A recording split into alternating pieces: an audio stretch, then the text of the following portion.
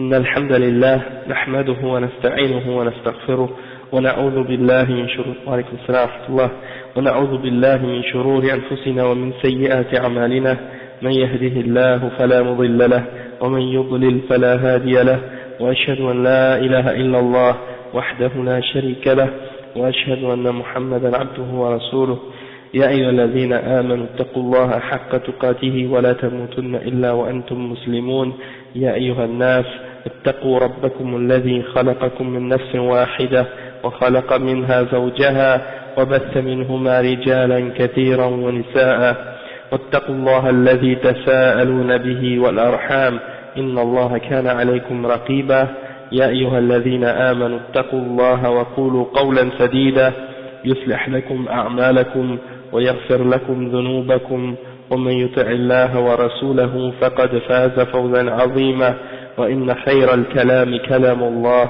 وخير الهدي هدي محمد صلى الله عليه وسلم وإن شر الأمور محدثاتها وكل محدثة بدعة وكل بدعة ضلالة وكل ضلالة في النار.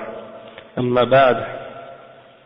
Donc aujourd'hui c'est le cours numéro 36 dans nos durus sur le livre de l'explication de Al-Aqidat al-Wasitiyya du Cheikh al-Islam ibn Taymiyyah rahimahullah, avec l'explication du Cheikh Salih al-Fawzan.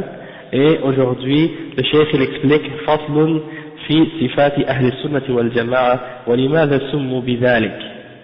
Ok, donc ça veut dire c'est un chapitre qui parle des caractéristiques des gens de Ahl Sunnah wal Jama'a et pourquoi on les a appelés Ahl Sunnati wal Jama'a.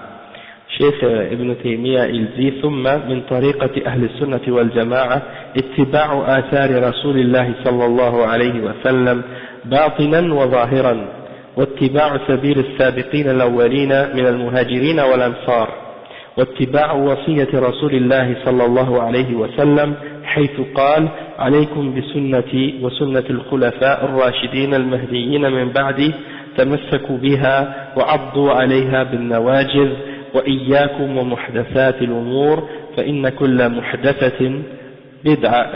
كل بدعة ضلالة ويعلمون أن أصدق الكلام كلام الله وخير الهدي هدي محمد صلى الله عليه وسلم ويؤثرون كلام الله على غيره من كلام أصناف الناس ويقدمون هدي محمد صلى الله عليه وسلم على هدي كل أحد ولهذا سموا أهل السنة وأهل الكتاب والسنة وسموا أهل الجماعة لأن الجماعة هي الاجتماع وضدها الفرقة وإن كان لفظ الجماعة قد صار اسما لنفس القوم المجتمعين والإجماع هو الأصل الثالث الذي يعتمد عليه في العلم والدين وهم يزنون بهذه الأصول الثلاثة جميع ما عليه الناس من أقوال وأعمال باطنة أو ظاهرة مما له تعلق بالدين والإجماع الذي ينضبط هو ما كان عليه السلف الصالح إذ بعدهم كثر الاختلاف وانتشرت الأمة. Donc Cheikh al-Islam ibn Taymiyyah il dit que la voie de Ahl Sunnati wal Jama'a c'est de suivre le messager, les exemples du prophète sallallahu alayhi wa sallam d'une façon, c'est-à-dire intérieurement et extérieurement, dans tous les aspects de la religion, que ce soit les aspects qui ont rapport avec l'intérieur ou les aspects qui ont rapport avec l'extérieur, et de suivre la voie des premiers parmi les musulmans, ceux qui ont précédé dans l'islam, as-sabiqin al-awwalin, parmi les muhajirin et les ansar. Les muhajirin, on a déjà expliqué, ce sont ceux qui ont accepté l'islam à Mecca et qui ont émigré, qui ont fait le hijra vers Al-Madina, et Al-Ansar, ce sont les habitants de Al-Madina qui ont accepté l'islam. Ensuite, il dit le cheikh qu'ils suivent l'exemple du messager ou disons, ils suivent la recommandation du prophète sallallahu alayhi wa sallam qu'il a donné aux sahaba avant de mourir en disant et accrochez-vous à ma sunna et à la sunna de mes khulafa, de mes successeurs bien guidés après moi, et accrochez-vous à ça et mordez dedans avec vos molaires, avec vos dents, comme si pour montrer comment on doit s'accrocher fortement à ça. Et il a dit prenez garde aux nouvelles affaires, aux nouvelles choses inventées dans la religion, parce que toute invention ou toute bid'ah, c'est un égarement. Et ils savent que la meilleure des paroles, c'est la parole d'Allah subhanahu wa ta'ala, et la meilleure des guidances, c'est la guidance du prophète Mohammed sallallahu alayhi wa sallam. Et ils préfèrent la parole d'Allah au-dessus de toute autre parole parmi les paroles des gens. Et ils font précéder la guidance du prophète Mohammed sallallahu alayhi wa sallam devant la guidance de quiconque parmi les êtres humains.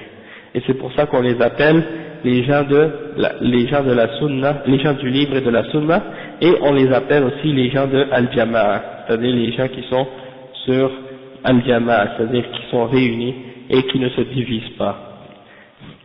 Et il dit que actuellement c'est ça ce que, lorsqu'on utilise le mot jama'a, on l'utilise pour décrire des gens qui sont réunis. Okay. Et al-ijma', le consensus, c'est le troisième fondement de la charia. Okay, c'est là-dessus c'est une des bases sur laquelle on se base pour connaître la religion. Et donc, on se base sur ces trois fondements-là. Al-Kitab, Al-Sunnah, Wal-Ijma', les trois principes fondamentaux de l'islam. Et on se base sur ces trois principes-là pour juger les paroles et les actions de tout le monde, que ce soit des choses qui ont rapport avec l'intérieur et l'extérieur, qui ont rapport avec la religion. Et à l'Ijma', quand on parle du consensus, celui qui est considéré comme étant valable, qui a une vraie valeur, c'est l'Ijma' ou le consensus des salaf salih, c'est-à-dire le consensus des premiers musulmans, des sahaba et des tabi'in. Là en particulier des sahaba, pourquoi? Parce que ceux qui sont venus par la suite, après les sahaba, ils ont divergé sur beaucoup de choses, et en plus ils se sont dispersés dans le monde musulman. Et on va voir pourquoi, donc à cause de ces deux facteurs-là, pourquoi c'est en particulier le consensus des sahaba qui a plus d'importance que le consensus de ceux qui sont venus par la suite. Donc maintenant le Cheikh Salih Al-Fawzan, il va donner des explications un peu plus détaillées de chacun des points qu'on a mentionnés maintenant, pour clarifier un peu les choses qui sont mentionnées dans cette partie-là, et ça a des grandes significations en réalité. Donc le Cheikh Salih Al-Fawzan, il dit الشرح لما ذكر الشيخ طريقة أهل السنة والجماعة في مسائل العقيدة ذكر في هذا الفصل والذي بعده طريقتهم في عموم الدين وأصوله وفروعه وأوصافهم التي تميزوا بها عن أهل البدع والمخالفات فمن صفاتهم اتباع آثار النبي صلى الله عليه وسلم ظاهرا باطنا وظاهرا. Donc le cheikh il commence par expliquer que le cheikh Ibn Taymiyyah, il a expliqué dans qu'est-ce qu'on a étudié depuis le début du livre, les principes et les fondements dans la croyance de Ahlus Sunnati wal Jama'a, en ce qui concerne les noms et les attributs, en ce qui concerne Al-Qadar, en ce qui concerne qu'est-ce qu'on a parlé par exemple de les Sahaba, Mawqif Ahlus Sunnati wal Jama'a, min as-Sahaba et tout ça. Donc on a parlé de plusieurs points en ce qui concerne les fondements de Ahlus Sunnati wal Jama'a, et donc maintenant le cheikh il revient en expliquant, en faisant disons un résumé de tous ces principes-là, puis en expliquant les fondements et les principes de ces explications-là, et les fondements, les principes de base et également tout ce qui découle de ces bases-là. Et il décrit également c'est quoi les caractéristiques de ces gens-là, de Ahl Sunnati wal Jama'a, qu'est-ce qui les distingue des autres groupes de musulmans qui ont dévié de la sunna du prophète sallallahu alayhi wa sallam et qui ont amené des innovations dans la religion. Donc parmi les caractéristiques des gens de Ahl Sunnati wal Jama'a, c'est que, comme le cheikh il mentionne comme premier point, ils suivent les exemples et la sunna du prophète sallallahu alayhi wa sallam dans les choses qui ont rapport avec l'intérieur, c'est-à-dire avec les choses qui ont rapport avec le cœur, et les choses qui ont rapport avec l'extérieur, c'est-à-dire les paroles et les actions. D'accord? Donc ils se basent sur l'exemple du prophète sallallahu alayhi wa sallam dans tous ces aspects-là. Et سلوك طريقه والسير على منهاجه باطنا وظاهرا بخلاف المنافقين الذين يتبعونه في الظاهر دون الباطن وآثار الرسول صلى الله عليه وسلم سنته وهي ما روي عنه وأثر عنه من قول أو فعل أو تقرير. نعم. Donc le cheikh il explique que donc c'est de suivre l'exemple et les manières et la voie du prophète sallallahu alayhi wa sallam dans ce qui a rapport avec les choses de l'intérieur et de l'extérieur, contrairement aux hypocrites, aux munafiqin, eux qui suivent uniquement les choses à l'extérieur, les aspects extérieurs, les actions et les paroles, mais non pas dans les affaires qui ont rapport avec l'intérieur, c'est-à-dire la foi et la sincérité, etc.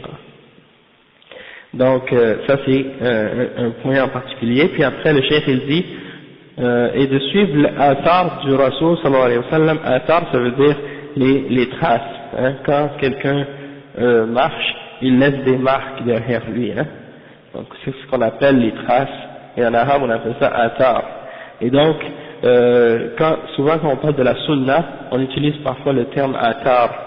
C'est pour dire qu'on suit les traces qui ont été laissées par le prophète Mohammed sallallahu alayhi wa sallam. Et ces traces-là, bien entendu, c'est la sunna qu'il nous a laissé, et ce qui a été rapporté du prophète sallallahu alayhi wa sallam par ses compagnons, que ce soit dans les paroles, dans les actions et dans les choses qu'il a approuvées. Parfois, il y a des sahaba par exemple qui sont avec le prophète Mohammed sallallahu alayhi wa sallam, et il se produit quelque chose, un sahabi fait quelque chose ou il dit quelque chose, et le prophète sallallahu alayhi wa sallam, il ne réagit pas. Donc, des fois, en général, il va réagir si c'est quelque chose de mauvais, il va dire ça c'est pas correct.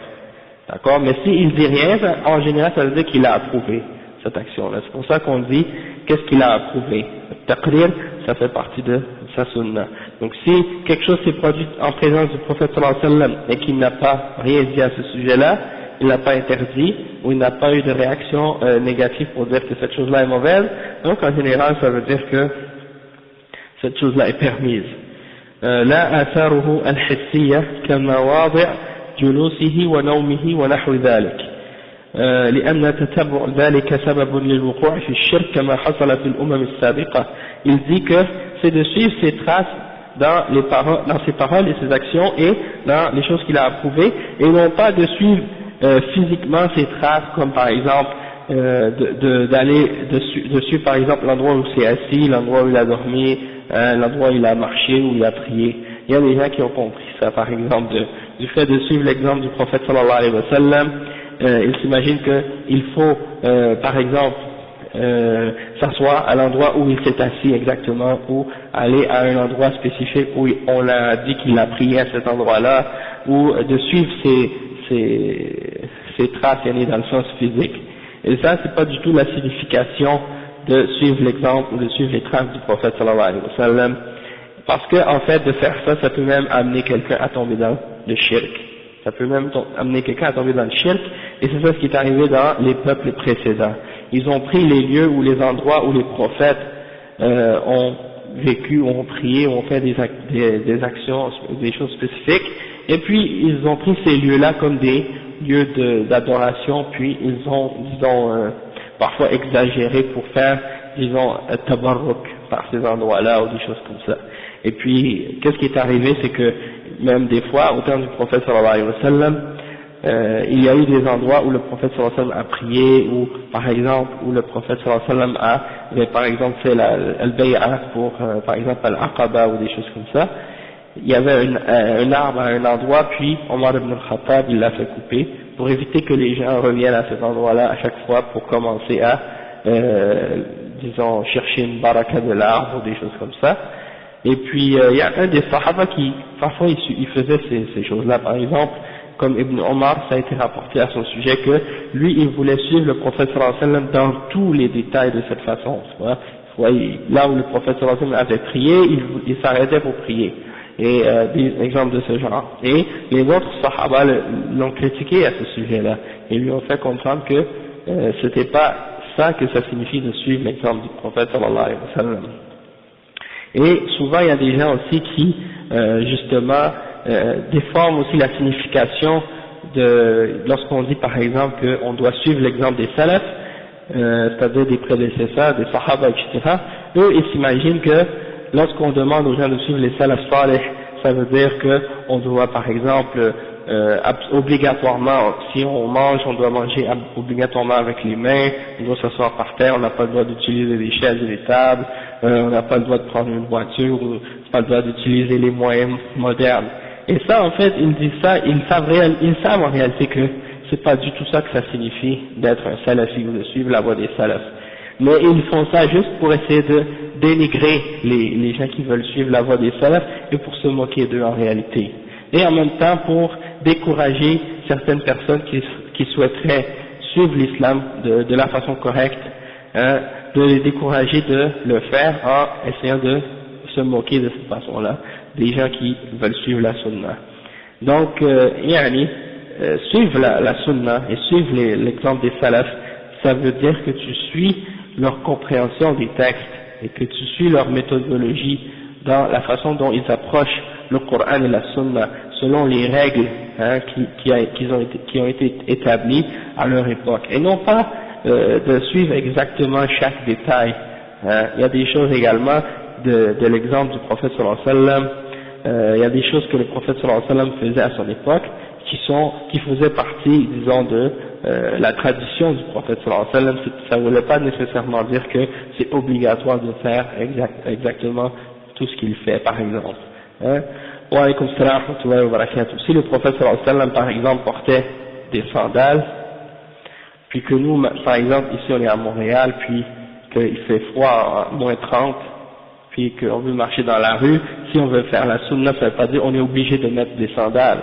Ça c'est des exemples que ces gens-là, des fois, ils essaient de donner pour essayer de ridiculiser les gens qui veulent suivre la sunna, mais ils ont pas compris que c'est les principes qu'on suit et non pas les détails de chacune de ces exemples-là. Tant que c'est dans les limites de la sunna, on le suit. Tant que c'est possible de le suivre, on le suit, mais si c'est des exemples comme ça, aussi on suit les règles et les principes généraux, les principes généraux. Ensuite, le cheikh il dit comme deuxième point, il dit من صفات أهل السنة اتباع سبيل السابقين الأولين من المهاجرين والأنصار لما خصهم الله به من العلم والفقه فقد شاهدوا التنزيل وسمعوا التأويل وتلقوا عن الرسول صلى الله عليه وسلم بدون واسطة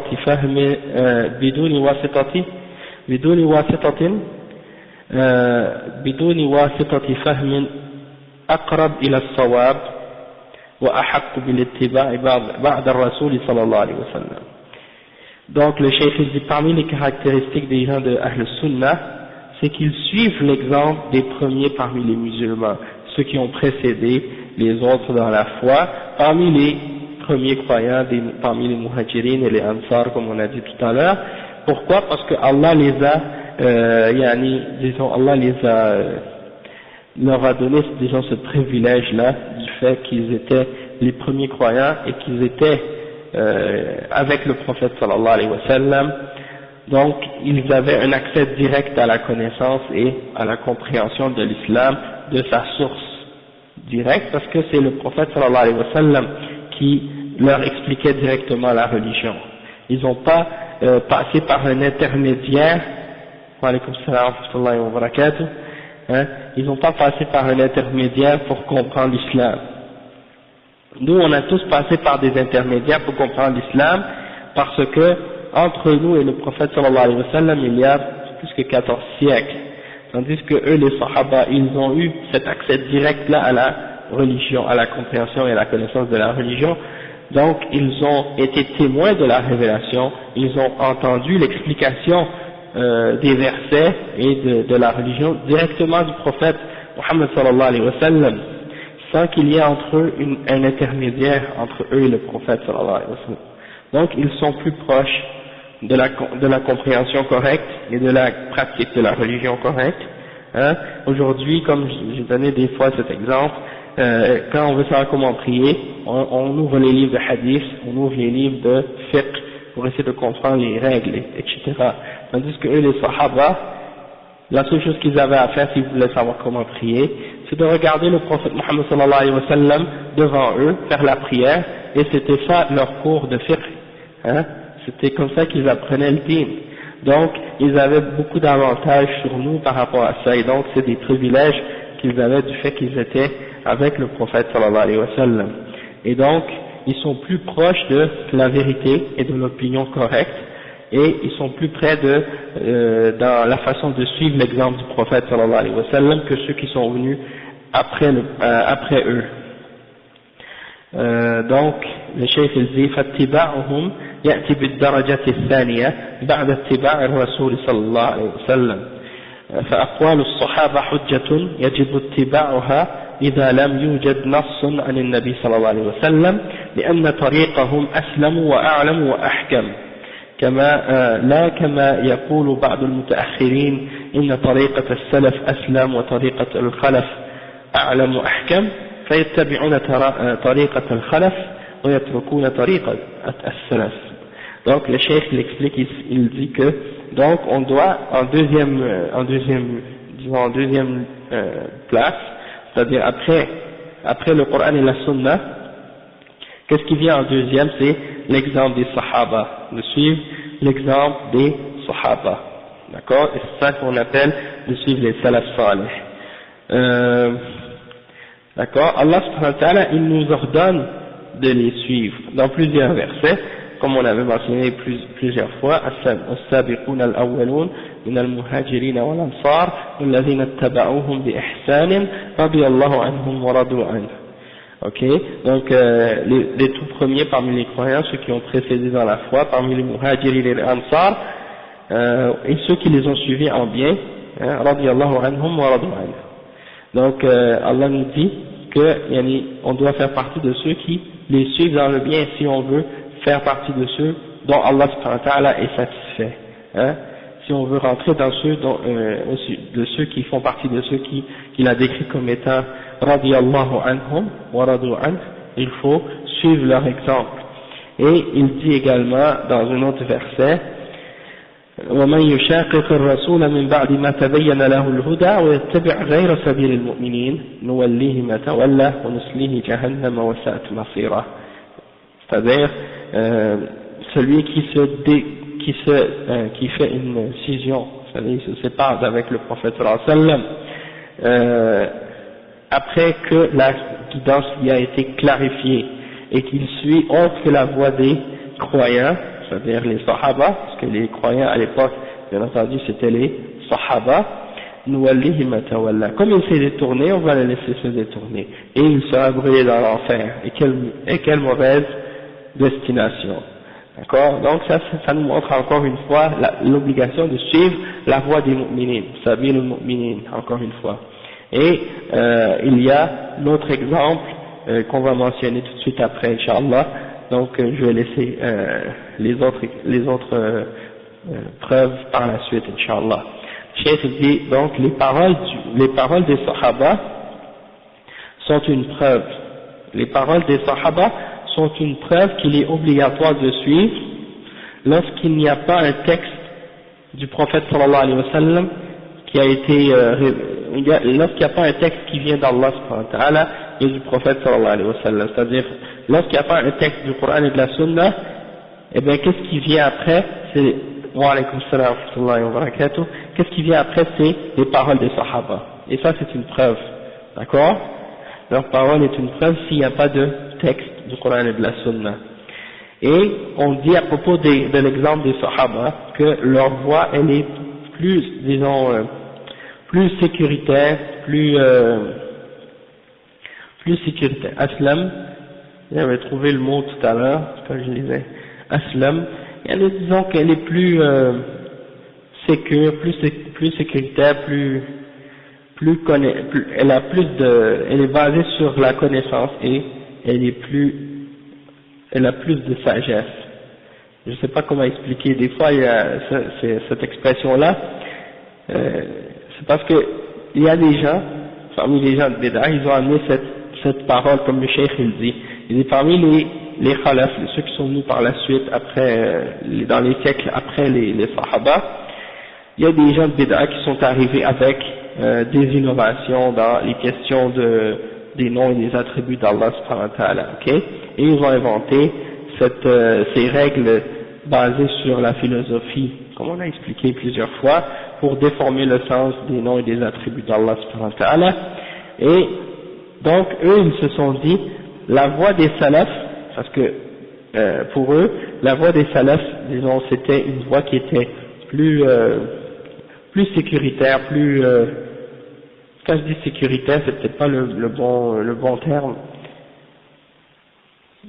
Plus sûr, oui, c'est ça. C'était une voie qui était plus sûre, ok, pour eux. Ils disent que leur voie est plus sûre, mais la voie des khalaf, c'est-à-dire ceux qui sont venus après les siècles des salafs, les 3 premiers siècles, ils disent que ça c'est plus, leur voie à eux était plus scientifique, elle est plus bien organisée, hein, c'est ce qu'ils essaient d'expliquer, dans le sens que ils ont établi plein de règles pour essayer d'expliquer, d'interpréter les noms et les attributs d'Allah subhanahu wa ta'ala, et en fait, leur voie c'était quoi? C'était de déformer le sens des noms et des attributs, comme on a expliqué ça plusieurs fois.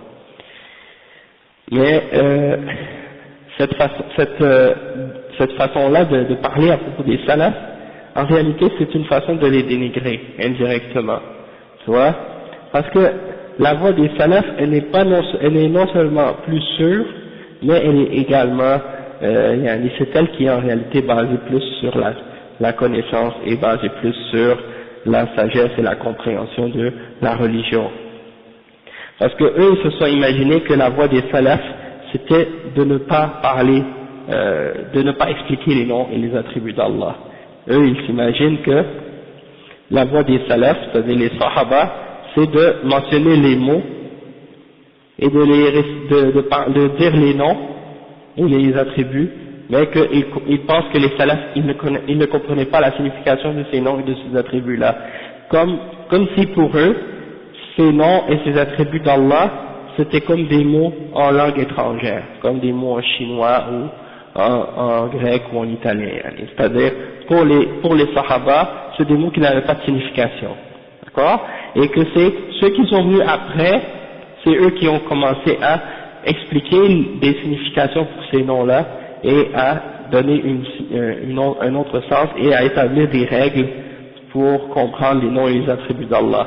Par contre, pour eux, les salafs, eux, ils ne savaient pas faire ça et ils ne comprenaient pas ces affaires-là. Et ça, bien entendu, c'est faux. Parce que les salafs, ils connaissaient les noms d'Allah et les attributs d'Allah et ils connaissaient leur signification et ils les expliquaient. Hein? Tu trouves dans les paroles des salafs les explications des attributs et des noms d'Allah. La seule chose, c'est que ils ont établi des règles. Hein?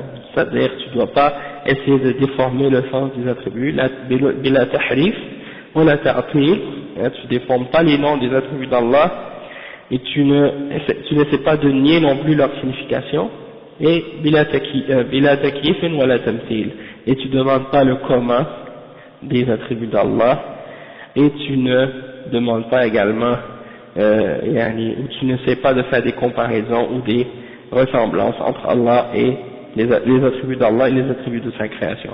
Donc ça c'est, disons, le manhaj des salafs pour comprendre les noms et les attributs. Ça on a expliqué ça en détail dans les cours passés, mais c'est juste pour clarifier cette expression-là, pour répondre à ceux qui disent que la voie des salafs, elle est plus sûre, mais qu'elle n'est pas basée sur la connaissance et pas basée sur la compréhension. Donc ça c'est une insulte. Donc le cheikh il explique que la voie des salafs, elle est tout ça en même temps, elle est plus sûre et elle est basée sur la connaissance et la compréhension, etc. Et les khalaf en réalité, c'est leur voie à eux qui est déficiente dans ces aspects-là. Donc on abandonne la voie des khalaf, ceux qui sont venus par la suite, et on revient à la voie des salaf. Donc le troisième point, c'est parmi les caractéristiques de Ahl Sunnati wal Jama'a, le Cheikh il dit ومن صفات أهل السنة والجماعة اتباع وصية الرسول صلى الله عليه وسلم حيث قال عليكم بسنتي وسنة الخلفاء الراشدين المهديين من بعدي تمسكوا بها وعضوا عليها بالنواجذ وإياكم ومحدثات الأمور فإن كل محدثة بدعة رواه الإمام أحمد وأبو داود والترمذي وابن ماجه وقال الترمذي حديث صحيح. وغرض الشيخ أن يبين أن أهل السنة والجماعة يتبعون طريقة الخلفاء الراشدين على الخصوص بعد اتباعهم لطريقة السابقين الأولين من المهاجرين والأنصار على وجه العموم، لأن النبي صلى الله عليه وسلم أوصى باتباع طريقة الخلفاء الراشدين وصية خاصة في هذا الحديث، ففيه قرن سنة الخلفاء الراشدين بسنته عليه الصلاة والسلام، فدل على أن ما سنه الخلفاء الراشدون أو أحدهم لا يجوز العدول عنه. Le cheikh il explique ici un point important. Il dit que parmi les exemples de Ahlus Sunnah wal Jama'a, c'est qu'il se base sur qu'est-ce que le prophète sallallahu alayhi wa sallam nous a enjoint de suivre avant sa mort.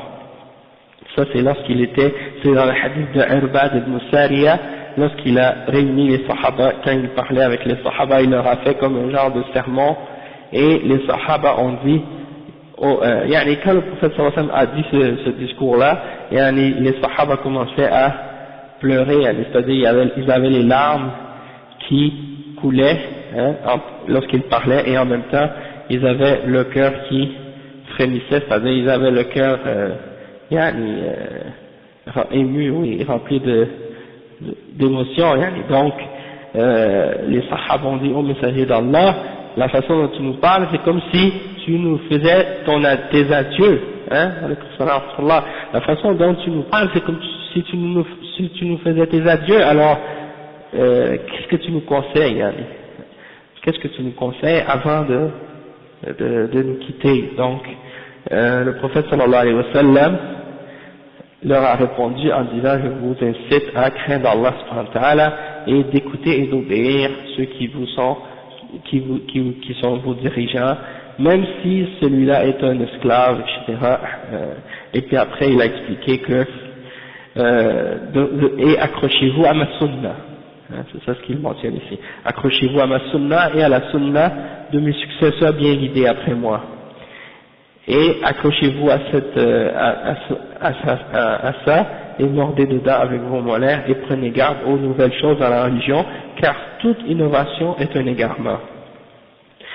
Et après, le cheikh il dit le but, pourquoi le cheikh explique ça, c'est pour expliquer que les gens de Ahlus Sunnah wal Jama'a, ils suivent l'exemple des Khulafa ar-Rashidin, les successeurs du prophète sallallahu alayhi wa sallam qui sont bien guidés, d'une façon plus particulière, après qu'on ait expliqué qu'on suit en général la voie des premiers parmi les croyants, parmi les muhajirin et les ansar, ça c'est d'une façon générale, mais les 4 khulafa ar-rashidin, on les suit mais d'une façon encore plus particulière, parce qu'ils ont été spécifiés dans ce hadith-là, d'accord? Donc d'une façon plus spécifique, on suit les khulafa qui sont bien guidés après le prophète sallallahu alayhi wa sallam, parce qu'il nous a demandé d'une façon plus particulière de les suivre. Et donc le prophète sallallahu alayhi wa sallam, dans ce hadith-là, il a disons relié la sunna ou la voie de ses khulafa, de ses successeurs bien guidés, il l'a associé à sa sunna à lui. Il a dit fa'alaykum bi sunnati wa sunnat al-khulafa ar-rashidin. C'est comme si il les a mis l'une avec l'autre pour dire suivez ces deux-là. D'accord? Il a mis la sienne en premier, parce que bien entendu, la sunna du prophète sallallahu alayhi wa sallam, elle a le dessus sur ce qui vient en dehors. Mais, par la suite, c'est de suivre la sunna de ses successeurs bien guidés. Et donc, le cheikh il dit que ça prouve que la sunna des 4 khulafa, ou d'un d'entre ces 4, il n'est pas permis de l'abandonner. Il n'est pas permis de s'en détourner. Donc, dans ce sens-là, c'est donc quelque chose qui fait partie de qu'est-ce qu'on est obligé de suivre. Ensuite, le cheikh il dit وَالْخُلَفَاءُ الرَّاشِدِينَ وَالْخُلَفَاءُ الرَّاشِدُونَ هُمُ الْخُلَفَاءُ الْأَرْبَعَةُ أبو بكر وعمر وعثمان وعلي ووصفوا بالراشدين لأنهم عرفوا الحق واتبعوه، فالراشد هو من عرف الحق وعمل به، وضده الغاوي وهو من عرف الحق ولم يعمل به. Donc le cheikh il explique ici maintenant, pour clarifier et spécifier, qui sont les successeurs du prophète sallallahu alayhi wa sallam qui sont bien guidés. Ce sont les 4 khulafa qui sont connus comme étant Abu Bakr as-Siddiq, Omar ibn al-Khattab, Osman ibn Affan et Ali ibn Abi Talib radiyallahu anhum. Et donc ça c'est les 4, et ils ont été décrits comme étant Rashidin, hein, et Rashidin ça vient de Rushd, et ça veut dire quoi? Ça veut dire la droiture ou la bonne orientation, etc. Et aussi ça veut dire, comme le cheikh il explique, que celui qui est Rashid c'est quoi? C'est celui qui a connu la vérité puis qui l'a appliquée, qui l'a suivi, qui a agi selon cette vérité-là. C'est le contraire de qu'est-ce qu'on dit quand on parle de quelqu'un qui est al-rawi ou qui est rawin. Ça veut dire quoi? Ça veut dire quelqu'un qui connaît la vérité mais qui fait le contraire et qui ne l'applique pas. Donc c'est le contraire d'être rashid. Et après il explique l'autre terme, al-mahdiyin, ay alladhina hadahumullah ila al-haq. Donc quand il dit al-khulafa ar-rashidin, après il dit al-mahdiyin. Et al-mahdi, ça vient de al-huda, ça veut dire celui qui est guidé, hein, celui que Allah a guidé à la vérité. Et donc il faut suivre, ils ont suivi la vérité parce que Allah les a guidés vers cette vérité-là. Et il explique, il dit وَتَمَسَّكُوا بِهَا أي ألزموها وعضوا عليها بالنواجذ كيانة عن شدة التمسك بها والنواجذ آخر الأضراس. Donc le cheikh il explique que de s'accrocher, c'est-à-dire de la suivre fermement, de s'y accrocher fermement et de mordre dedans, c'est pour montrer à quel point on doit s'y accrocher, avec quelle force on doit s'y accrocher. Et al-nawajid dans l'arabe c'est al-adras, c'est-à-dire les molaires, les dents qui sont en arrière, parce que c'est les dents qui sont les plus solides, les plus bien, les plus fortement enracinées. Donc quand on mord avec ces dents-là, c'est plus ferme, hein, c'est plus fort que si on mord avec les dents en avant, ça peut se casser facilement. Bon, après le cheikh il dit ومحدثات الأمور وهي البدع, les choses nouvelles dans la religion, c'est-à-dire les innovations, qu'est-ce qu'on appelle en arabe bid'a. فإن كل بدعة ضلالة. Le cheikh il dit والبدعة لغة ما ليس له مثال سابق وشرعا ما لم يدل عليه دليل شرعي. فكل من أحدث شيئا ونسبه إلى الدين ولم يكن له دليل فهو بدعة وضلالة سواء في العقيدة أو في الأقوال أو الأفعال. Le cheikh il dit que la bid'a dans la langue arabe, sa signification c'est tout ce que quelqu'un peut faire qui n'a pas d'exemple précédent, qui l'a précédé. Ok, ça veut dire quelqu'un qui fait quelque chose de nouveau, qui n'a jamais été fait avant. Ça c'est ce qu'on appelle une bid'a dans la langue arabe.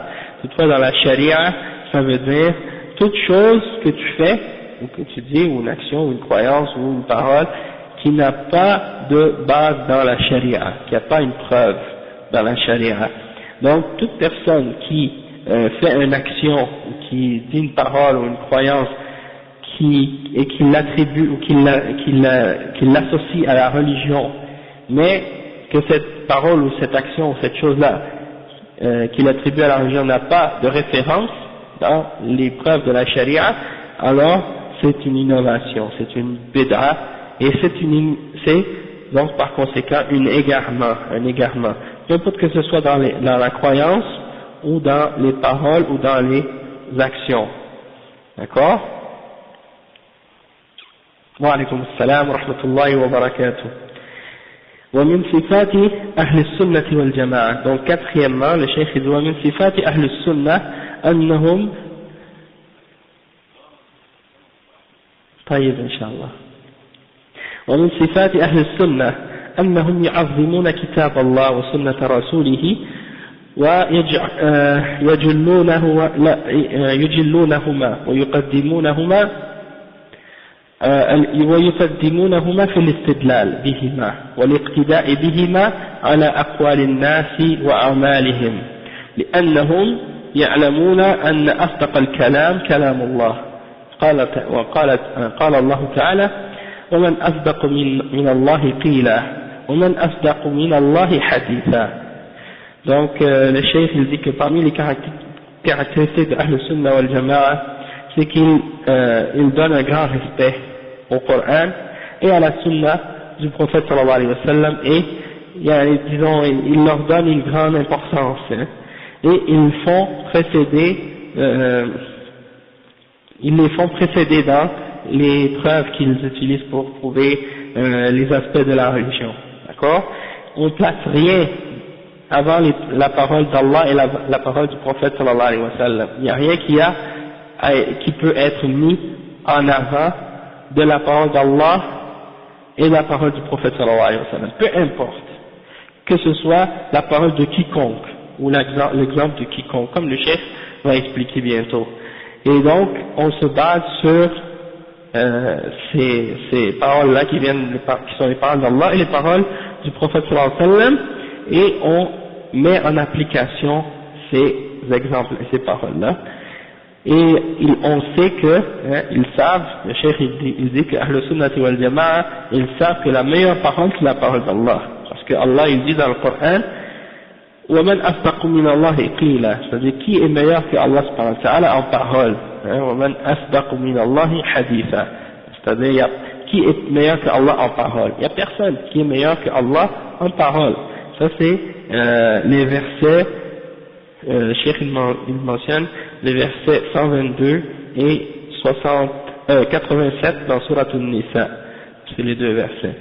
Et ils savent que وَيَعْلَمُونَ أَنَّ خَيْرَ الْهَدْيِ هدي محمد صلى الله عليه وسلم والهدي بفتح الهاء وسكون الدال السمت والطريقة والسيرة، وقرئ بضم الهاء وفتح الدال، بضم الهاء الهدى، يعني on le dit parfois al-hadiyu ou bien al-huda, on peut dire les deux. Dans le premier cas, si on dit al-huda, et si on dit al-hadiyu, ça veut dire as-samt wa al-tariqa wa al-sira, et si on dit al-huda, ça veut dire al-dilala wa al-irshad. Ça c'est l'explication du cheikh.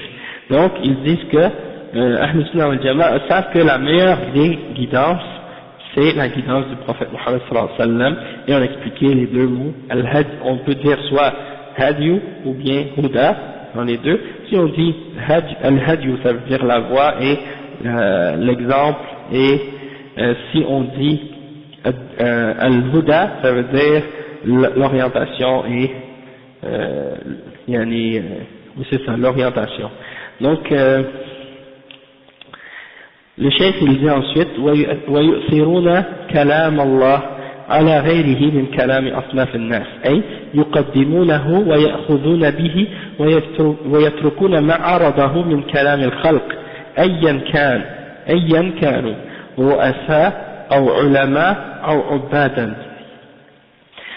Donc ici le cheikh il dit qu'on préfère, les gens de Ahl Sunnah wal Jama'a, ils préfèrent la parole d'Allah au-dessus de la parole de tout autre parmi les catégories de personnes. D'accord? Donc on n'a pas le droit de placer la parole de quiconque devant la parole d'Allah et devant la parole du prophète sallallahu alayhi wa sallam.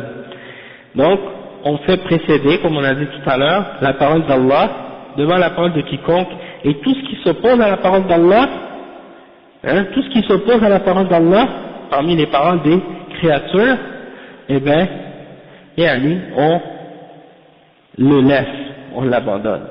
D'accord?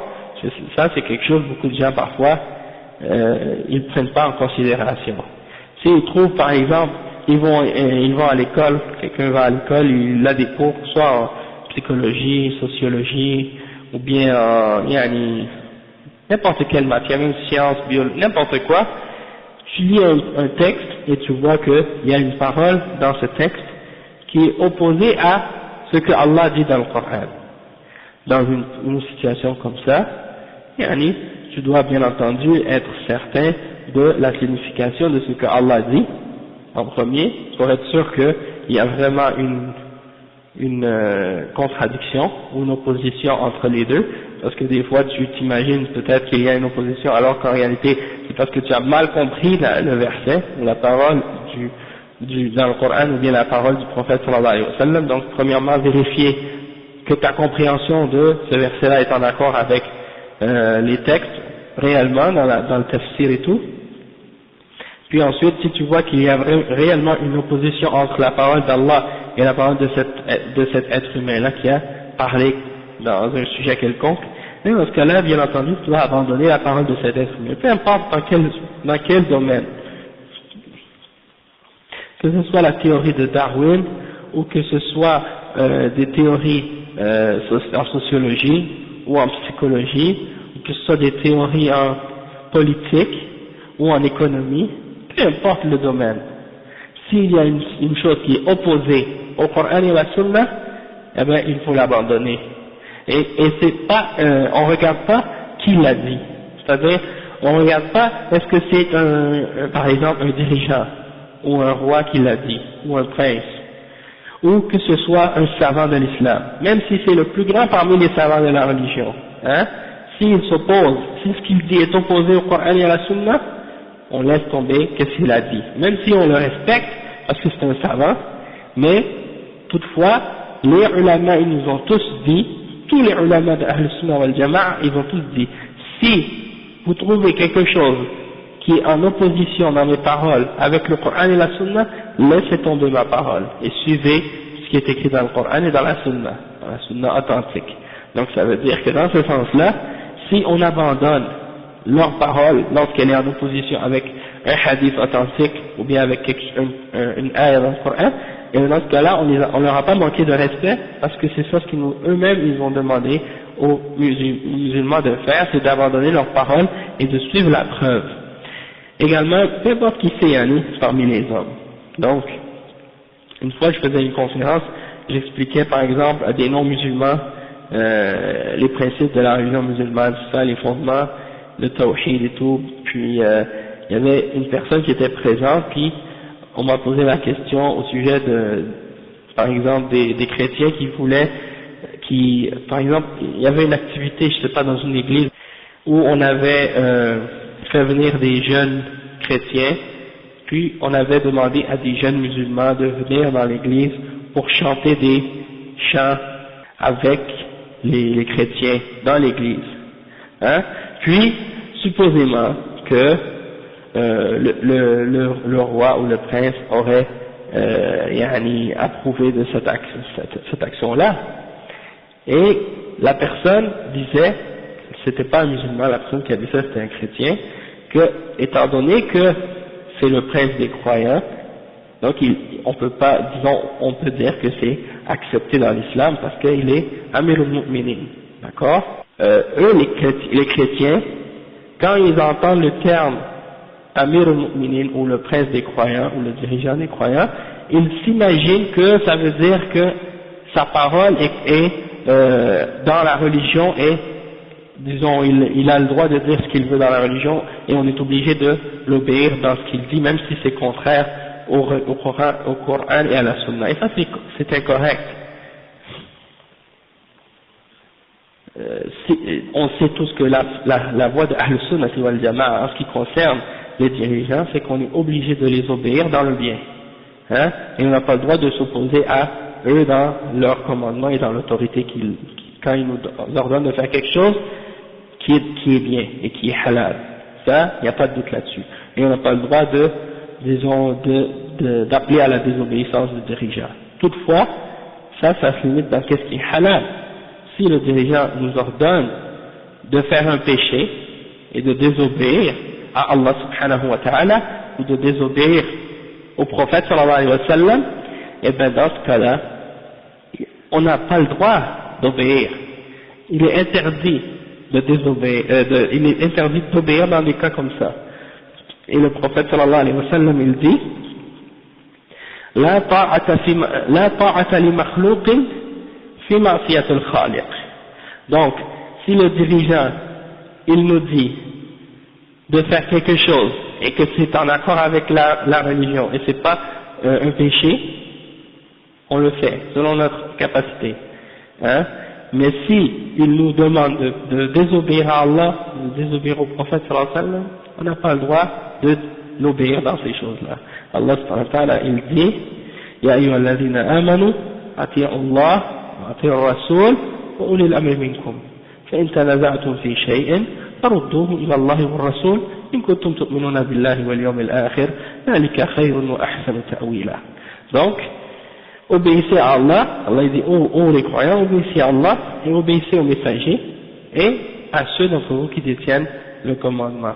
Donc on voit qu'il a mis le verbe, Allah a mis le verbe, ou il a dit le verbe d'obéir devant sa personne, quand il a dit ati'u Allah, et il a mis le verbe, ou il a dit le verbe également ati'u devant le messager, mais il n'a pas répété ce verbe devant les gens qui détiennent le commandement.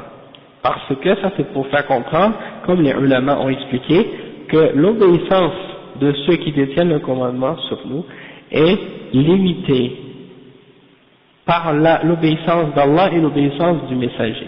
D'accord? Donc tant que ce que le dirigeant nous ordonne de faire n'est pas en opposition avec l'obéissance d'Allah et l'obéissance du messager, on doit l'obéir. Mais en même temps, si le dirigeant nous ordonne de faire quelque chose qui est haram ou qui est un péché, on ne l'obéit pas, mais ça ne veut pas dire qu'on appelle à se révolter contre lui ou on appelle à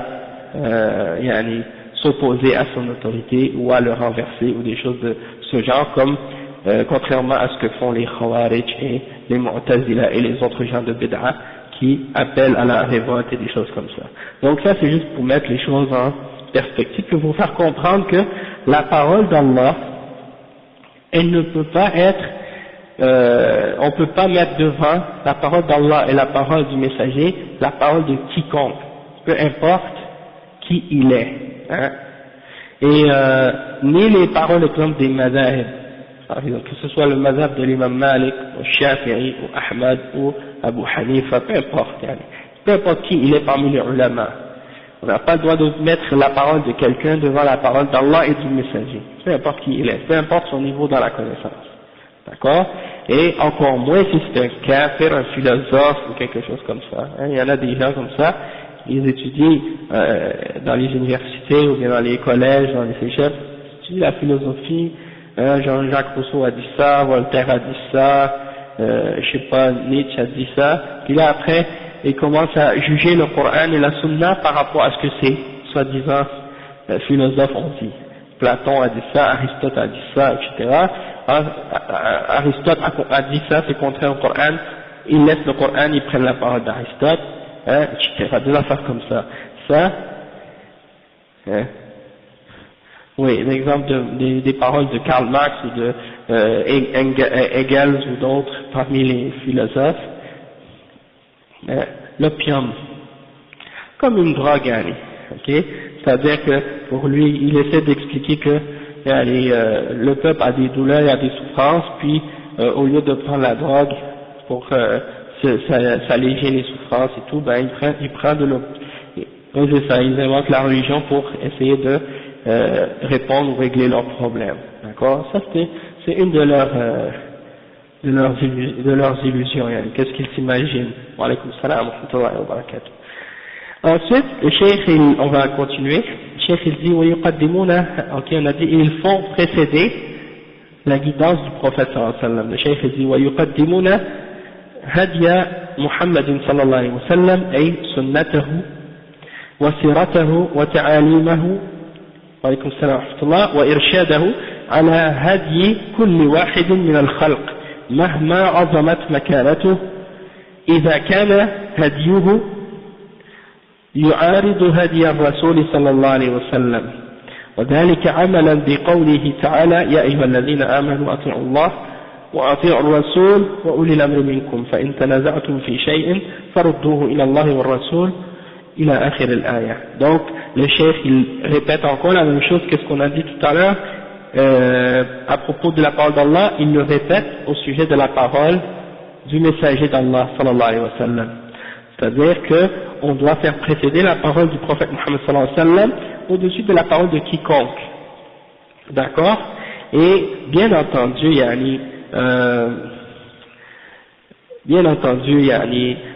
quand on parle de la parole du prophète sallallahu alayhi wa sallam, on parle de la parole qui a été rapportée de façon authentique, qui est sahih. On ne parle pas là des hadiths qui sont da'if ou qui sont mawdou', qui ont été inventés ou fabriqués et qui ne sont pas réellement, qui ne sont pas attribués authentiquement au prophète sallallahu alayhi wa sallam. Donc on parle de la sunna qui est authentique. Et donc, peu importe le statut de cette personne, le niveau qu'il peut avoir, que ce soit son niveau intellectuel, son niveau dans, même si c'est un doctorat ou peu importe qu'est-ce qu'il peut être, que ce soit un penseur, un philosophe, un savant, un roi, un dirigeant, même le khalife, souvent c'est ça, je lisais un livre qui parlait de l'histoire de la Turquie, puis il parlait de l'Empire ottoman, puis à l'époque du khalifa, qui parmi les derniers khulafas qui ont existé en Turquie, puis il parlait de lui comme étant donné qu'il était le khalifa, il s'imaginait, les chrétiens, ils s'imaginent en particulier qu'ils ont une autorité religieuse, dans le sens qu'ils peuvent émettre des lois et faire des choses, ou dire des choses, puis tout le monde est obligé de les suivre, même si c'est contraire au Coran et à la Sunna. Et ça c'est incorrect, comme le cheikh il explique ici. Donc tout ce qui est en opposition avec la guidance du prophète Mohammed sallallahu alayhi wa sallam, ça doit être rejeté. Si quelqu'un, peu importe qui cette personne-là peut être, elle a une opinion, elle a une idée, et qu'il y a un hadith, il y a un verset dans le Coran, il y a un hadith authentique qui s'oppose à cette idée ou à cette opinion-là, eh bien la personne qui est musulmane, qui croit à Allah et à son messager, elle est obligée donc d'abandonner cette idée, d'abandonner cette pensée qu'elle a, et de placer la parole d'Allah et la parole de son messager au devant de son idée et de sa pensée personnelle. Ok? Sinon, il y a un problème dans sa foi. C'est pour ça que Allah subhanahu wa ta'ala dit Ya ayyuhalladhina amanu la tarfa'u aswatakum fawqa sawti an-nabi wa la tajharu lahu bil qawl. Oh les croyants, n'élevez pas votre voix au-dessus de la voix du messager d'Allah. Ça c'est un exemple qui, comme les ulama ont expliqué dans le tafsir, qu'il ne faut pas placer la voix, quand on dit de ne pas élever la voix au-dessus du prophète sallallahu alayhi wa sallam, ça ne veut pas dire juste physiquement d'élever notre voix, parce que bien entendu le prophète sallallahu alayhi wa sallam aujourd'hui, il n'est plus avec nous. Toutefois, d'élever la voix au-dessus de la voix du prophète sallallahu alayhi wa sallam, ça veut aussi dire que quand il dit quelque chose, tu ne t'opposes pas à sa position ou à sa parole par tes opinions personnelles ou par tes goûts. C'est ça c'est quelque chose dans les gens d'aujourd'hui, ils ont de la difficulté à comprendre, surtout parce que avec les idées occidentales actuellement, la liberté de penser, la liberté d'opinion, tout le monde s'imagine que tout le monde a le droit de penser ce qu'il veut, dire ce qu'il veut. Je suis musulman, mais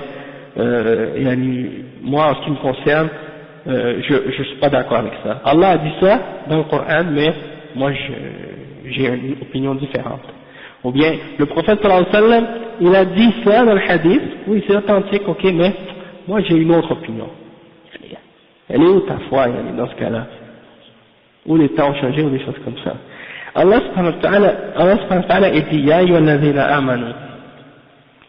L'ayah, il y a une ayah dans le Coran qui dit وما كان لمؤمن ولا مؤمنة إذا قضى الله ورسوله أمرا أن يكون لهم الخيرة من أمرهم. Il n'appartient pas aux croyants ou à une croyante, homme ou femme.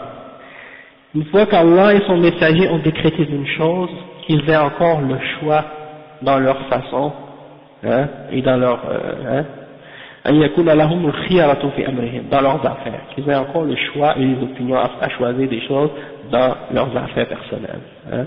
Donc, c'est-à-dire une fois qu'Allah et son messager ont décrété une chose, ça y est, c'est ça que tu dois suivre, si tu es un mu'min.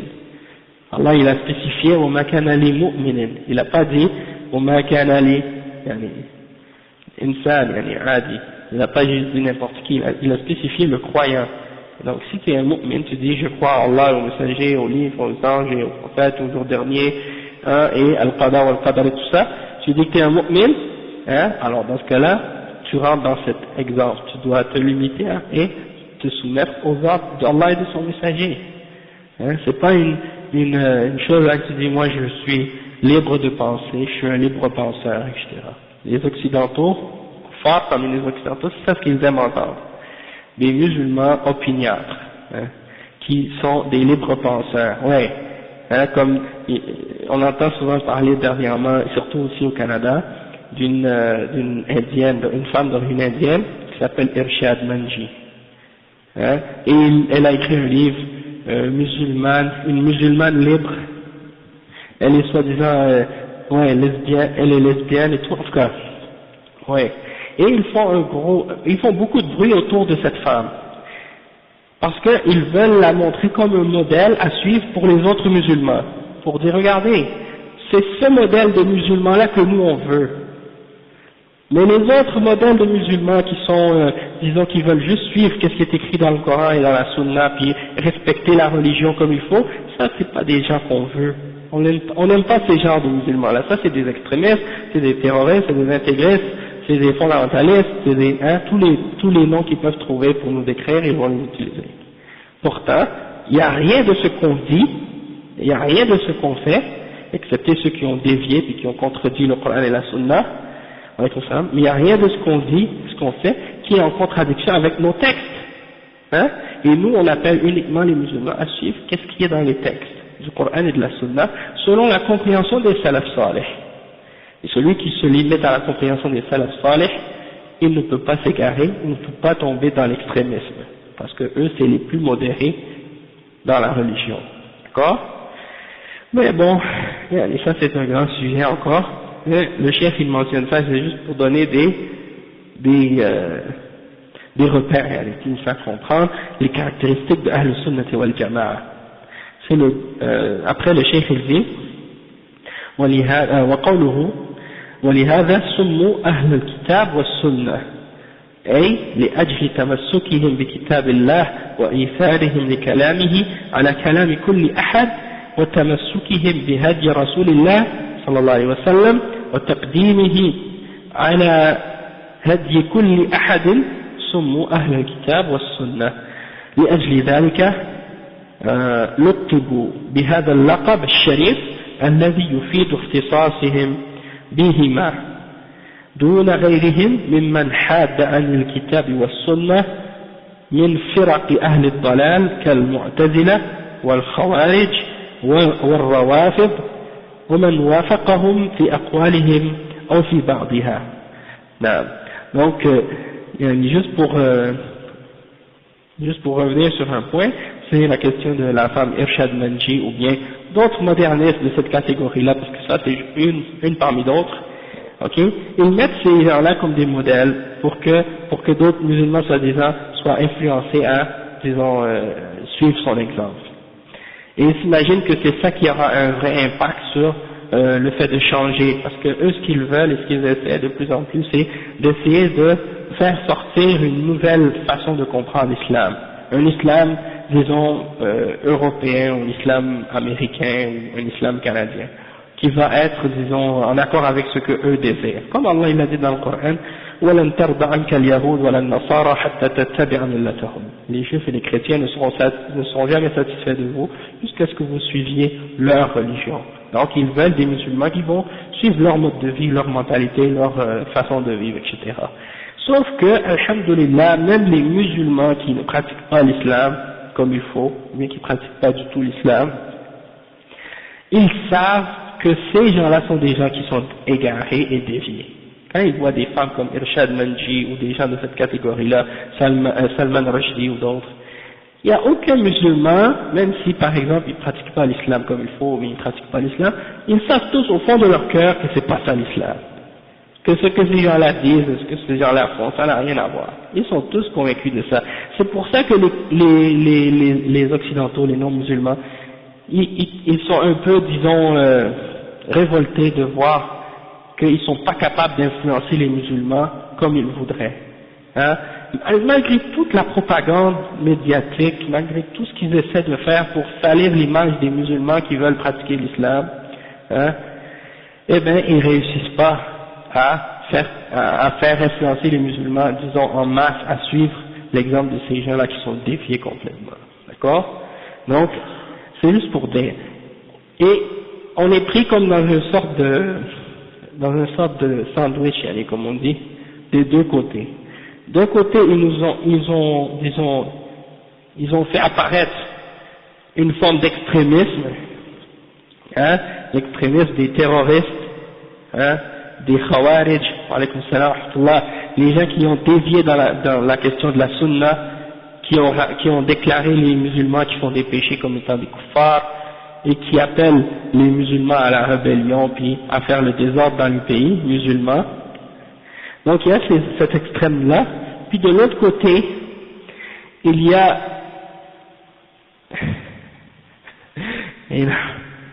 de l'autre côté, il y a ces autres musulmans-là, ou ces gens-là qu'ils utilisent comme porte-parole pour appeler les musulmans à se libérer des règles de l'islam, puis à se détacher complètement, disons, de l'appartenance au Coran et à la Sunna.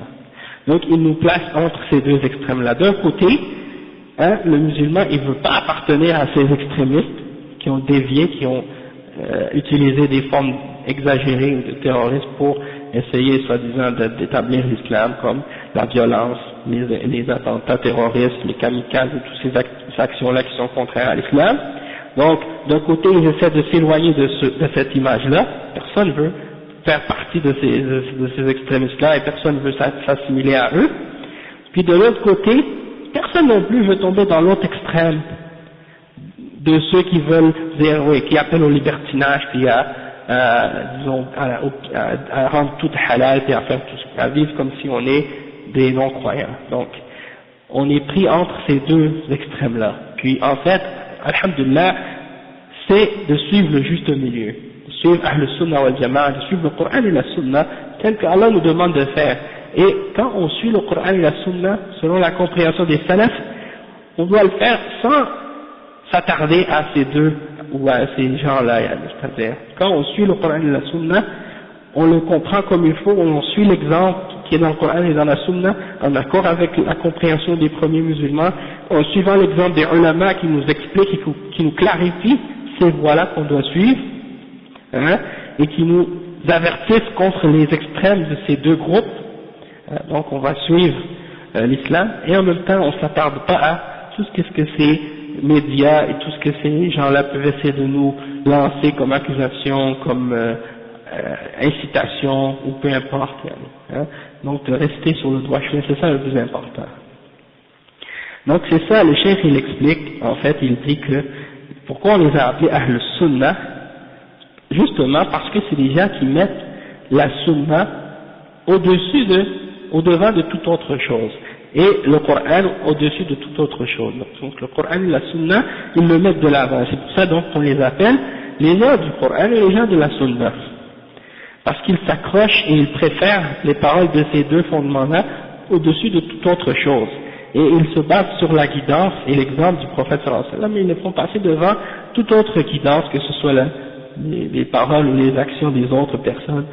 Hein, et après il dit, et donc c'est pour ça qu'on les appelle Ahl Sunnah wal Jama'a. Aussi on les appelle As-Salafiyoun.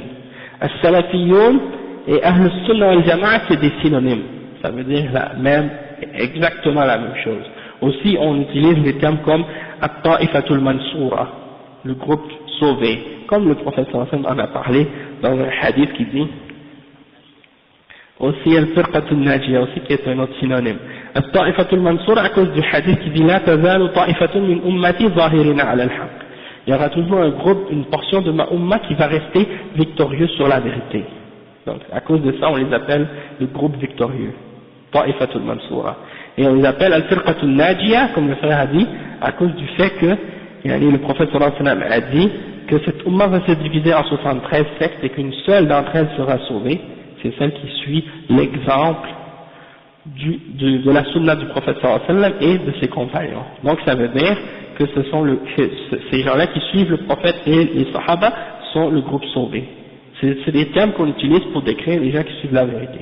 Aussi on les appelle Ahlul Hadith wal Athar, c'est-à-dire les gens qui suivent le hadith, par opposition à ceux qui se basent sur leurs propres opinions et qui vont contre le Coran et la Sunna.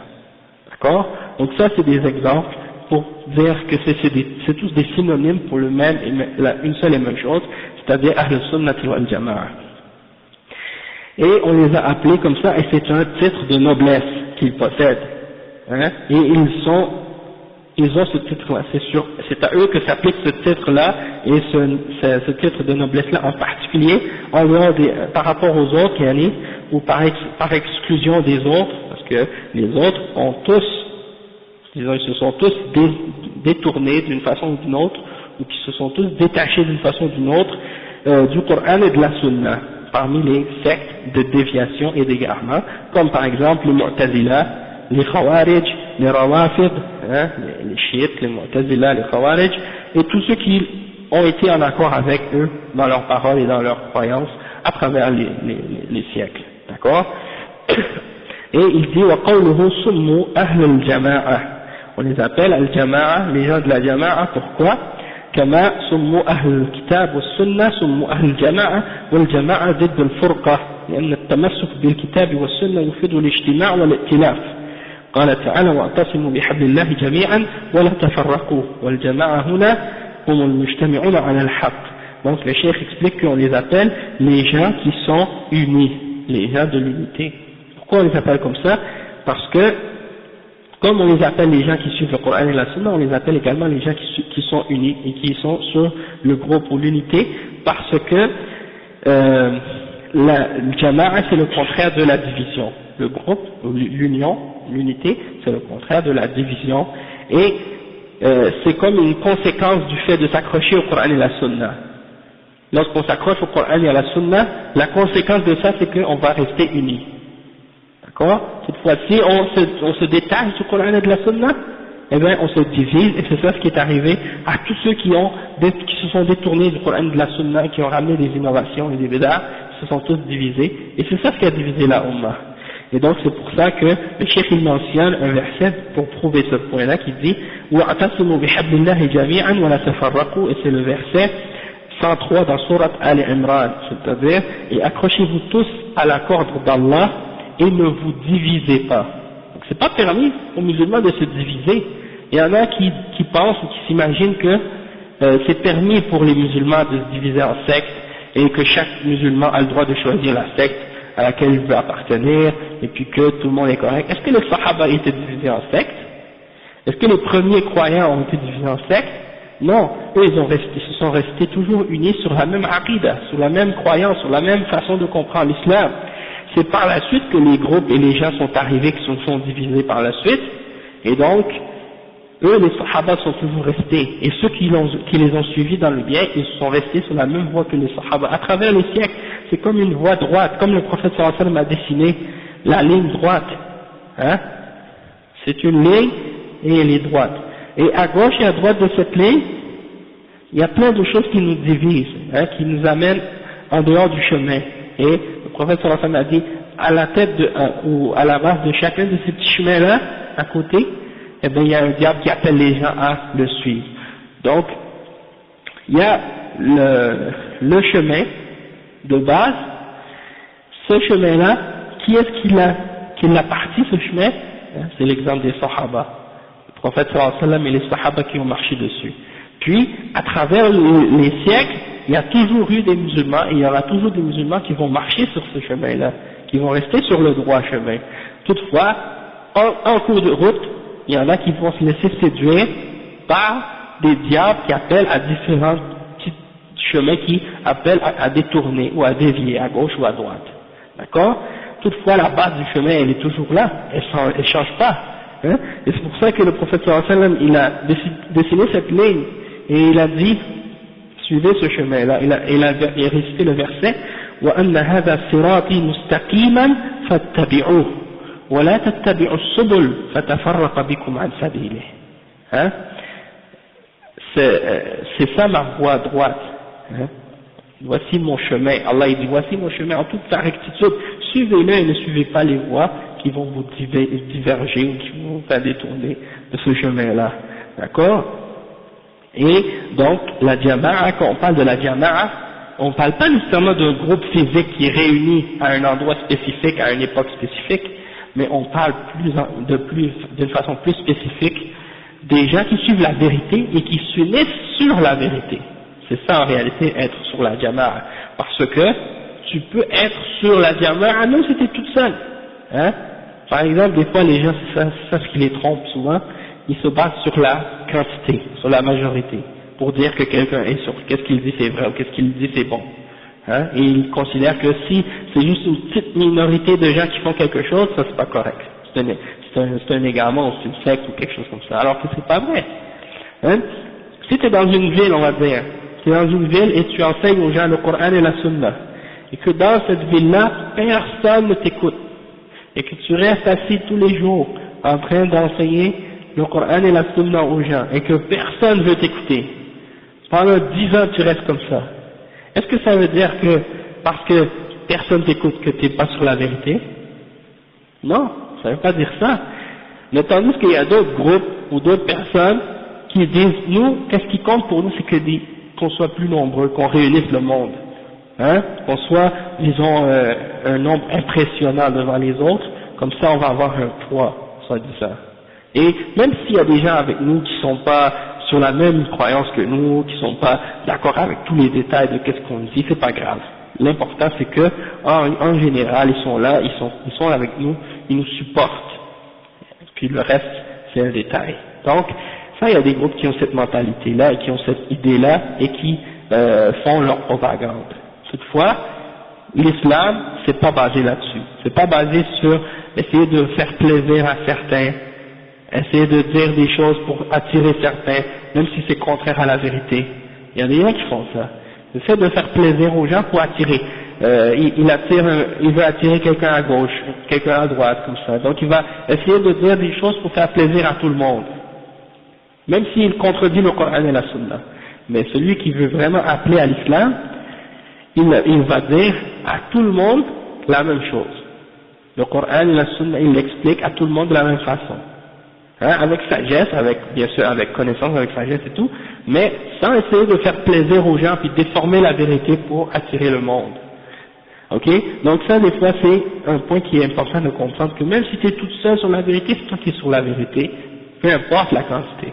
Au début, quand le prophète sallallahu alayhi wa sallam appelait les gens à devenir musulmans à la Mecque, et qu'il était tout seul, qu'il n'y avait personne qui croyait en lui, toutes les tribus le rejetaient. Hein? Et quand il allait quelque part, on lui lançait des cailloux, on le traitait de noms et d'insultes. Parce qu'il appelait les gens à adorer Allah seul et à ne rien associer avec lui. Est-ce qu'il a dit, bon, là, ça marche pas cette méthode, je vais changer mon message. Je vais changer mon message pour attirer plus de monde. Au lieu de dire, il faut adorer Allah seul, je vais commencer par appeler à d'autres choses. Après ça, je vais commencer à rentrer avec la question de l'adoration de Dieu seul, puis peut-être que des gens vont accepter. Hein? Il n'a pas fait ça. Il est resté sur son message. Il a toujours continué à expliquer son message, jusqu'à ce que Allah ouvre le cœur de certains d'entre les êtres humains à cette époque-là, et qu'ils ont commencé à accepter la vérité pour la vérité, et après les gens ont commencé à comprendre et à accepter le message, et les musulmans sont devenus plus nombreux par la suite, et on est qu'est-ce qu'on est aujourd'hui. Donc c'est ça qu'on doit suivre, c'est cet exemple-là qu'on doit suivre, et non pas l'exemple de ceux qui ont dévié de cet exemple-là, qui essaient d'appeler les gens pour faire plaisir aux gens. Hein, et que d'être sur la jama'a, c'est pas d'être sur un groupe ou une grande quantité de monde, mais c'est d'être sur la vérité, de suivre qu'est-ce qui est dans le Coran et dans la Sunna, et c'est ça la vérité, c'est ça qu'on doit suivre. Après le cheikh il dit, فمن صفات أهل السنة الاجتماع على الأخذ بالكتاب والسنة والاتفاق على الحق والتعاون على البر والتقوى. Donc, parmi les caractéristiques, le numéro 5, le cheikh il mentionne parmi les caractéristiques de suivre l'exemple de Ahl Sunnah wal Jama'a, c'est de se réunir sur une base qui est de prendre du Coran et de la Sunna. Hein, et de se mettre d'accord sur la vérité et de s'encourager et de travailler mutuellement dans le bien et dans la piété, dans la crainte d'Allah. D'accord? Alaykoum salam wa rahmatullah. Donc on appelle les gens à se réunir et à travailler ensemble et à coopérer, mais pas sur n'importe quoi et pas n'importe comment. De se coopérer et de se réunir et de travailler ensemble, mais sur la vérité, sur le fait qu'on doit prendre du Coran et de la Sunna, et sur le fait qu'on doit s'encourager dans qu'est-ce qui est bien et dans qu'est-ce qui nous ramène plus près d'Allah subhanahu wa ta'ala. Et non pas n'importe comment et n'importe quoi. Et pas sur d'autres principes non plus. D'accord? Ça c'est très important à comprendre, contrairement à d'autres personnes qui suivent d'autres compréhensions, qui appellent les gens à se réunir juste pour se réunir, même si c'est pas sur le Coran et la Sunna. Ça c'est incorrect. وقد أثمر هذا وجود الإجماع، والإجماع هو الأصل الثالث الذي يعتمد عليه في العلم والدين. وقد عرف الأصوليون الإجماع بأنه اتفاق علماء العصر على أمر ديني، وهو حجة قاطعة يجب العمل به. وقوله وهو الأصل الثالث أي بعد الأصلين الأولين وهما الكتاب والسنة. Le cheikh maintenant il explique, il dit que tout ce qu'on vient d'expliquer maintenant au sujet de suivre al-jama'a, de suivre le groupe, de suivre la vérité du Coran et de la Sunna et tout ça, ça a eu comme fruit qu'il y a eu des consensus, il y a eu des accords entre les sahaba. Hein? Wa alaykum salam wa rahmatullah. Et donc, l'ijma', ça c'est le troisième principe de la charia. L'ijma', qu'est-ce qu'on appelle l'ijma'? C'est-à-dire le consensus des sahaba. Et le cheikh il explique que ça c'est un fondement de la religion et on se base sur ça pour comprendre la religion et pour établir notre connaissance. Et les ulama de usul, c'est ce qu'on appelle usul al-fiqh, hein, les fondements du fiqh, ils considèrent que l'ijma' fait partie des bases de la charia, les bases de la loi islamique. Et ils ont défini l'ijma', le consensus, comme étant l'accord de tous les ulama d'une époque sur une question religieuse. D'accord? Et il dit que c'est une preuve définitive, c'est un fondement et une preuve, et c'est obligatoire d'agir selon cette preuve-là. Et c'est le troisième fondement de la charia, après les deux premiers qu'on a expliqués, c'est-à-dire le Coran et la Sunna. D'accord?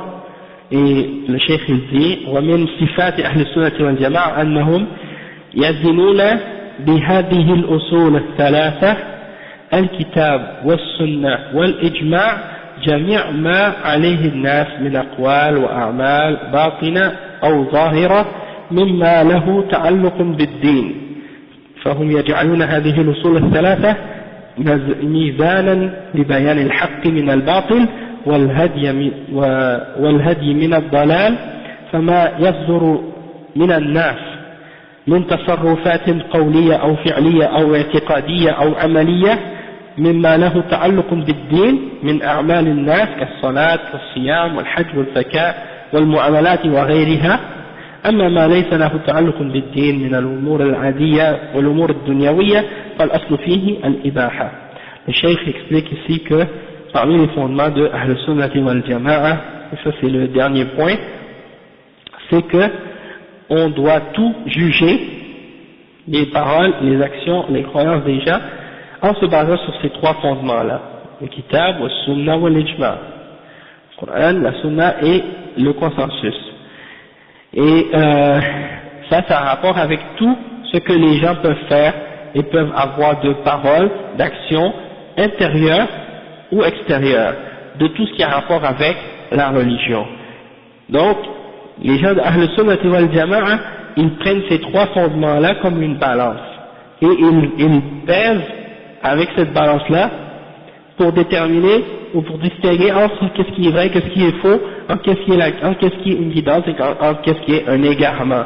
Et tout ce qui se produit, tout ce que les gens peuvent faire dans leur façon de parler, dans leurs paroles, dans leurs actions, dans leurs croyances, ou dans toutes les autres affaires qu'ils peuvent faire, qui ont rapport avec la religion, hein, comme la salat, le jeûne, le hajj, la zakat et les interactions, tous les autres aspects de la religion, eh bien, on se base sur ces trois fondements-là pour déterminer ce qui est en accord ou en désaccord avec la religion.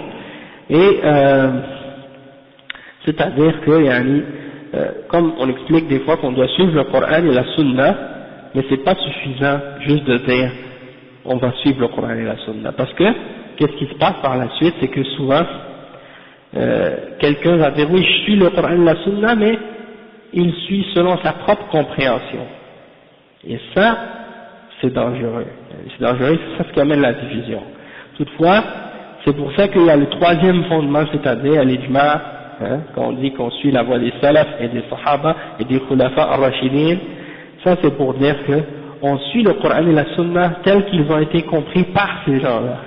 Parce que c'est eux, comme on a dit, qui étaient avec le prophète sallallahu alayhi wa sallam, qui ont été témoins de la révélation, qui ont été plus près de la compréhension, qui ont pris la religion sans intermédiaire, directement du prophète sallallahu alayhi wa sallam, et donc ils ont une meilleure compréhension, une meilleure façon de pratiquer la religion. Et donc, on doit suivre leur compréhension. Et également, ils étaient unis sur la vérité, ils ne se sont pas divisés. Il n'y avait pas eu de groupe ou de secte qui se sont déviés, ou il n'y en a aucun parmi eux qui est arrivé avec des innovations ou des choses qui contredisaient le Coran et la Sunna. Et donc, de suivre les Sahaba, comme Allah a dit qu'il est satisfait d'eux, eh bien ça fait partie de suivre le Coran et la Sunna. Et donc, comme le Cheikh explique, il faut donc suivre ces trois fondements-là, le Coran, la Sunna et l'Ijma'. Si les Sahaba sont tous d'accord sur quelque chose, on n'a pas le droit de les contredire. Si les Sahaba sont d'accord sur quelque chose, on appelle ça l'Ijma', le consensus. On n'a pas le droit de les contredire. Toutefois, si les Sahaba ont divergé sur une question, alors dans ce cas-là, c'est autre chose. Là, dans ce cas-là, on applique la voie des Sahaba. Comment ils agissaient entre eux quand il y avait des accords d'opinion entre eux. Les Sahaba, des fois, quand ils étaient en désaccord, qu'est-ce qu'ils faisaient? C'est ça la différence entre les salafis, les gens qui suivent la voie des salafs, et les gens qui ne suivent pas la voie des salafs. Les salafis, ils suivent le Coran et la Sunna selon la compréhension des salafs dans les questions où ils sont en accord, et quand ils sont en désaccord, ils reviennent encore une fois à la méthode des salafs pour savoir qu'est-ce qu'on doit faire. Et on voit que Allah il nous a expliqué quoi faire quand on est en désaccord. Il dit فَإِن تَنَازَعْتُمْ فِي شَيْءٍ فَرُدُّوهُ إِلَى اللَّهِ وَالرَّسُولِ إِن كُنتُمْ تُؤْمِنُونَ بِاللَّهِ وَالْيَوْمِ الْآخِرِ. Si on est en désaccord sur quoi que ce soit, on retourne la question à Allah et à son messager pour essayer de ramener à la position la plus proche. Et chacun des ulama, qui sont parmi les ulama, les mujtahidin, qui sont bien ancrés dans la science, ils vont établir un jugement par rapport à ce qui leur a été clarifié des preuves du Coran et de la Sunna. Et ils vont extraire des verdicts de ces textes-là.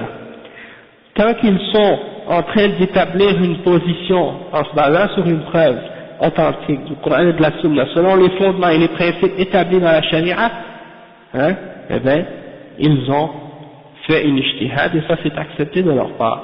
Peut-être que certains d'entre eux ont raison, peut-être que certains d'entre eux se trompent. S'il a raison, comme on l'a expliqué déjà, s'ils ont raison, ils ont deux récompenses. S'ils se trompent, ils ont une récompense au lieu de deux. Toutefois, nous, en tant que musulmans, en tant qu'individus musulmans, si on sait qu'il s'est trompé, le alim, le savant, on n'a plus le droit de le suivre dans l'erreur. On est obligé de suivre l'opinion qui est en accord avec le Coran et la Sunna. Même si lui, il est excusé de son erreur, ça ne veut pas dire que nous, on est excusé de le suivre dans son erreur après qu'on ait été conscient que c'est une erreur. Tu comprends? Et donc, il y en a qui mélangent ça. Qui s'imaginent que si le mujtahid est excusé, ben lui, il est excusé lui aussi de le suivre dans son erreur. Il dit, ah ben, le savant a dit ça, donc on peut le suivre. Non. Si tu sais qu'il s'est trompé, tu n'as pas le droit de le suivre. Si tu sais pas qu'il s'est trompé, ça c'est autre chose. Mais si tu l'as suivi en disant, Allah il dit, وَاسْأَلُوا أَهْلَ الذِّكْرِ إِن كُنتُمْ لَا تَعْلَمُونَ. Allah il dit, suivez-les, demandez à ceux qui savent si vous ne savez pas. Donc tu demandes aux savants pour qu'ils te clarifient ce que tu ne sais pas. Il te répond, il te donne la clarification et l'explication, tu le suis. Toutefois, si par la suite il te vient quelqu'un d'autre vient te clarifier quelque chose pour te montrer que cette opinion-là est incorrecte, et que c'est un des savants de l'islam qui est reconnu, et qui t'explique et qui te donne des clarifications et qui te montre que l'autre opinion que tu suivais était incorrecte, et bien dans ce cas-là, tu n'as plus le droit de suivre cette opinion-là que tu suivais auparavant si tu as reconnu et compris que c'était une erreur. D'accord? Donc ça c'est un petit détail, une petite explication à ce sujet-là.